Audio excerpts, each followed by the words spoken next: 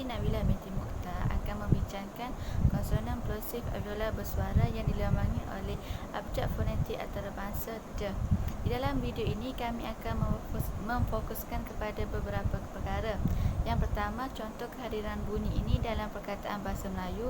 Yang kedua, lokasi bunyi ini di dalam carta IPA. Yang ketiga, daerah sebutan. Dan yang keempat ialah cara sebutan. Baiklah, sekarang kami akan memperlihatkan dan menyebut 3 contoh perkataan konsonan plosif alveolar bersuara D yang ada dalam carta IPA yang diambil daripada perkataan yang terdapat di dalam Kamus Dewan Bahasa. Yang pertama ialah contoh di awal perkataan, ialah dalam, dahulu, dapur.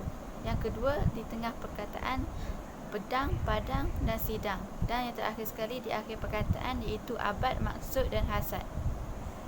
Pada bahagian seterusnya, kami akan memperlihatkan di mana terletaknya lokasi sebutan bagi konsonan plosif alveolar bersuara merujuk dalam carta IPA 2015. Pada bahagian cara artikulasi adalah di bahagian paling atas, iaitu plosif atau hentian, manakala di bahagian daerah adalah alveolar, maka lokasinya berada di bahagian adalah seperti yang dibulatkan di dalam bulatan yang berwarna merah dalam rajah ini yang dilambangi oleh abjad fonetik antarabangsa, iaitu D.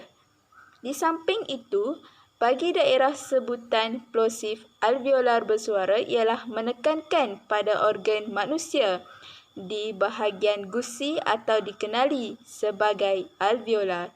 Konsonan semasa penghasilannya terdapat gangguan ataupun halangan untuk bunyi D melibatkan hujung lidah dan gusi untuk membuat sekatan penuh pada arus udara yang keluar dari peparu untuk menggetarkan pita suara bagi menghasilkan bunyi. Seterusnya saya akan menyerahkan bahagian seterusnya kepada sahabat saya.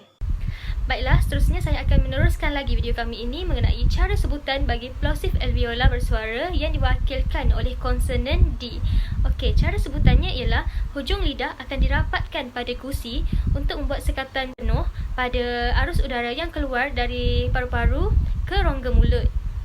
Kemudian, lelangit lembut dan anak tekak akan dinaikkan dan dirapatkan pada dinding tekak untuk menutup rongga hidung supaya udara tidak dapat keluar melalui rongga hidung. Seterusnya, udara dari paru-paru keluar dengan menggetarkan pita suara ke rongga mulut dan tersekat sepenuhnya pada gusi. Kemudian, udara tersebut dilepaskan dengan serta-merta. Kesimpulannya, kajian ini mendapati bahawa kajian fonetik dan fonologi ini melibatkan organ pertuturan manusia secara langsung. Organ pertuturan manusia ini juga disebut sebagai alat artikulasi. Terdapat banyak alat artikulasi dan setiap satunya mempunyai kedudukan dan fungsi yang berbeza.